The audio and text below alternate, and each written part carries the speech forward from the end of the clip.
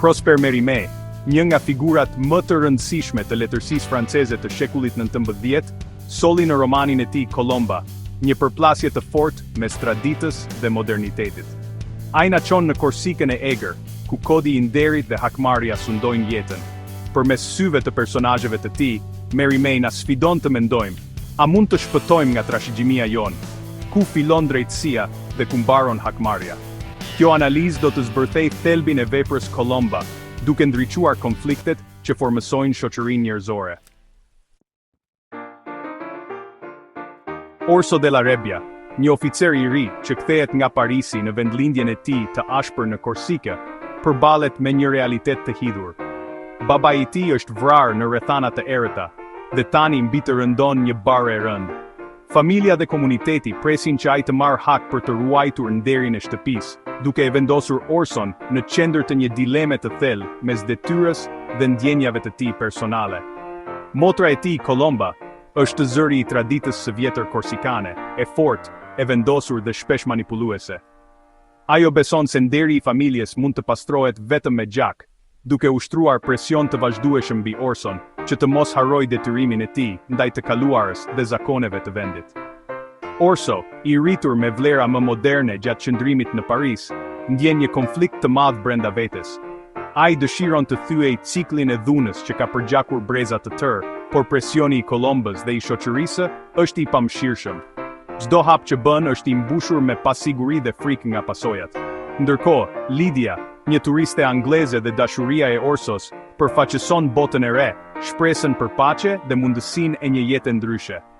Ajo i ofron Orsos një perspektivë të re, duke e inkurajuar të zgjedhë dashurinë dhe të ardhmen në vend të hakmarrjes dhe të kaluarës së përgjakshme. Orso është në mes dy grave të rëndësishme dhe dy botëve të kundërta. Ai përballet me një zgjedhje të pamundur, të ndjekë zërin e zemrës apo të përmbush detyrimin ndaj familjes dhe traditës. Çdo vendim që merr do të ketë pasoja të thella për të gjithë ata që e rrethojnë. Në fund, presioni i traditës dhe i zakoneve të vjetra fiton, duke e lidhur fatin e Orsos me gjakmarrjen. Ai mbetet i mbërthyer në një rrjet të ngatëruar emocionesh dhe përgjegjësish, duke lënë gjithçka në një ambiguitet moral, ku as dashuria dhe as nderi nuk dalin plotësisht fitimtar. Personazhet e veprës Colomba janë simbole të botëve në konflikt. Colomba mishëron shpirtin e Korsikës, e fortë, e pamëshirshme, e lidhur pas nderit familjar. Orso është njeriu modern, i ndarë mes arsyes dhe trashëgjimisë. Lufta e tij e brendshme është zemra e novelës, a mund të shpëtojë nga rrënjët e veta. Lydia, e huaja, është shpresa për një jetë të re, por mbetet gjithmonë jashtë këtij realiteti të ashpër. Edhe armiqtë, familja Baricini, janë viktima të njëjtit kod nderi. Çdo personazh është i burgosur i traditës, duke e bërë tragjedinë të pashmangshme. Tema e gjakmarrjes është thelbësore. Në një shoqëri ku ligji zyrtar është i dobët, nderi kërkon gjak. Në Korsikën e shekullit të 19, kodi i nderit është më i fortë se çdo ligj i shkruar. Familjet jetojnë në hijen e konflikteve të vjetra, ku çdo firje mund të ndezë një zingëzhir ngjarjesh të dhunshme. Gjakmarrja nuk është thjesht një akt personal, por një detyrim i trashëguar brez pas brezi që përcakton identitetin dhe fatin e të gjithëve. Colomba e sheh gjakmarrjen si detyrë të shenjtë, një mision që duhet përmbushur për të ruajtur nderin e familjes. Ndërkohë, Orso përpiqet të gjejë një rrugë më të arsyeshme, duke u përballur me presionin e traditës dhe dëshirën për drejtësi më të butë. Kjo përplasje mes vlerave të vjetra dhe idealeve të reja i vendos personazhet në udhkryq. Përplasja mes traditës dhe modernitetit është kudo, në peizazhin e egër, në dialogët, në zgjedhjet e personazheve. Malet e ashpra të Korsikës pasqyrojnë tensionin e brendshëm të shoqërisë, ku çdo hap është i mbushur me rrezik dhe krenari. Novela nuk jep përgjigje të thjeshta. Asnjë botë nuk është plotësisht e drejtë apo e gabuar. Çdo zgjedhje ka pasojat e veta, dhe dilemat morale janë të thella e të ndërlikuara. Edhe roli i gruas është i dyfishtë. Lydia është pasive, Colomba aktive, duke treguar se pushteti mund të vijë në forma të ndryshme. Gratë, edhe pse shpesh të padukshme në sipërfaqe, ndikojnë thellësisht në rrjedhën e ngjarjeve dhe në vendimet e burrave. Në fund, Vepra Colomba na tregon se cikli i dhunës është i vështirë të thyet kur nderi kolektiv është në loje. Çdo humbje lë plagë të thella, dhe pajtimi duket i pamundur pas sakrifica të mëdha. Çmimi i drejtësisë tradicionale është shpesh tragjik.